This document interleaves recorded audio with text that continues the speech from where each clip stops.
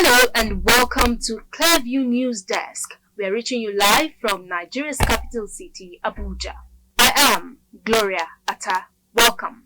President Bola Tinubu has urged his supporters to ignore the political coalition against him ahead of the 2027 general elections, describing members of the coalition as political internally displaced persons.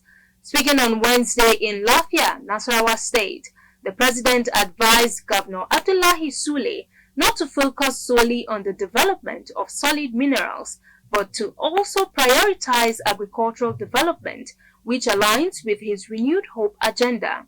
Addressing the governor during a town hall meeting with stakeholders, which concluded his one-day working visit to the state, where he commissioned legacy projects executed by Governor Sule, Tinubu commended the governor for his commitment to delivering crucial infrastructure to the people of Nasarawa. During the launch of the Renewed Hope Mechanization Program in Abuja on Monday, President Bola Tinubu said Alexander Zingman, a Belarusian businessman, was his schoolmate at Chicago State University, CSU. From few credible online sources about Zingman's biography, he was born on November 26, 1966 in Minsk, the capital of Belarus. This means he will be 59 years old by November 2025. He studied business marketing at the University of Illinois, Chicago, United States from 1991 to 1995. He equally received a master's degree from the university.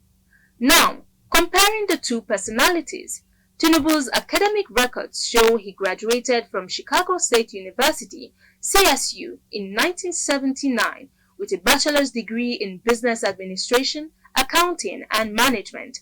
However, there have been a series of controversies over the president's academic records.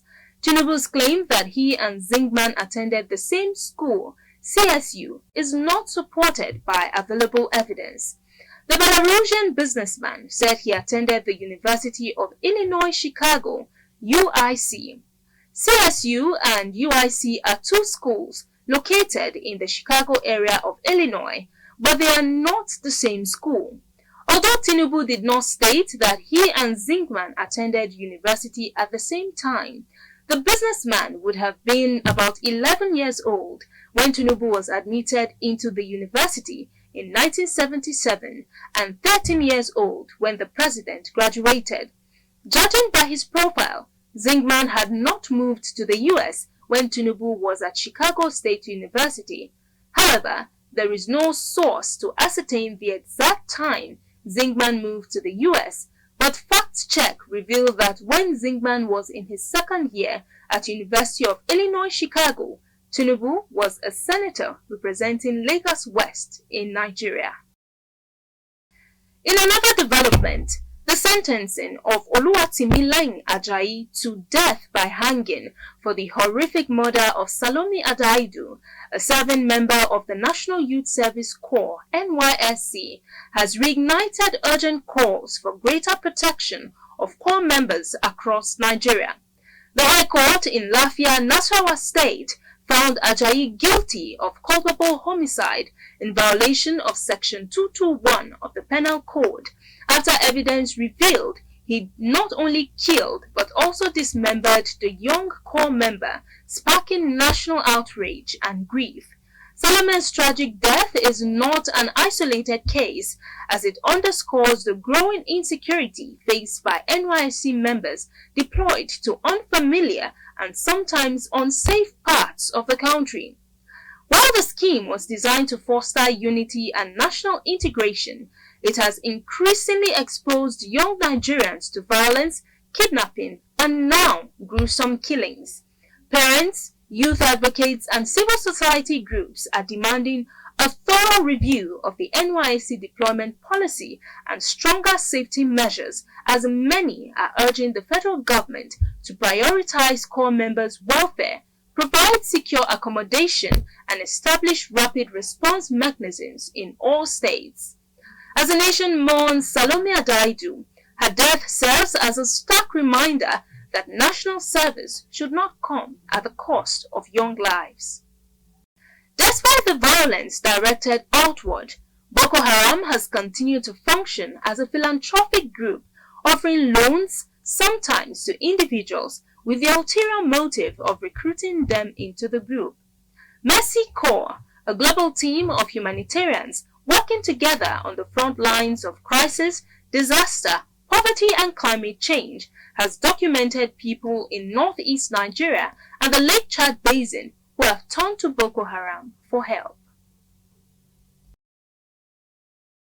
A report by Mercy Corps has documented a number of instances in which aspiring and fledgling entrepreneurs allegedly accepted loans and capitals from terrorists.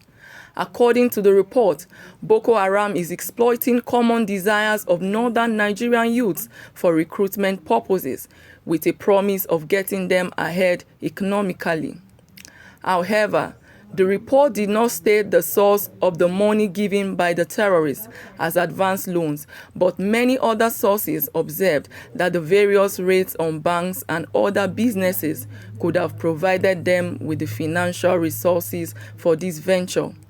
Recall the 2015 bloody robbery attack on banks in Owo, Ondo State, which was credited to the Boko Haram group.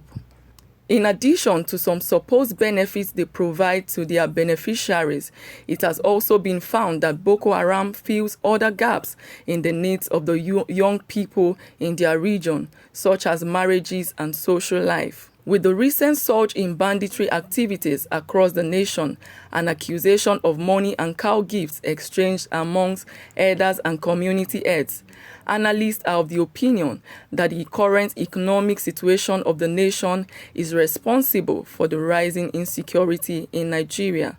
Abiola Alafe reporting for livenewsupdates. Controversial Nigerian singer Habib Okikiola Badmus, known as Portable, has reacted to the recent name change of cross-dresser Idris Okuneye, popularly known as Bobrisky, challenging him to a physical fight. Bobrisky, who recently changed his name to Afolashade, has drawn the attention of Portable, who questioned the authenticity of the name change. In a video posted on Instagram, Portable was seen mocking the cross-dresser, claiming that money was used to change what is on his chest. He further issued a challenge for a physical fight, demanding a Ferrari and 100 million naira as a condition to show up. The controversial singer also called on Bobrisky's mother, urging her to caution her son. He boasted that he would disfigure his face with a single blow and dared him to a face-off. Taking things further, Portable challenged the cross-dresser to return to Nigeria for a one-on-one confrontation, stating that he is ready for a showdown.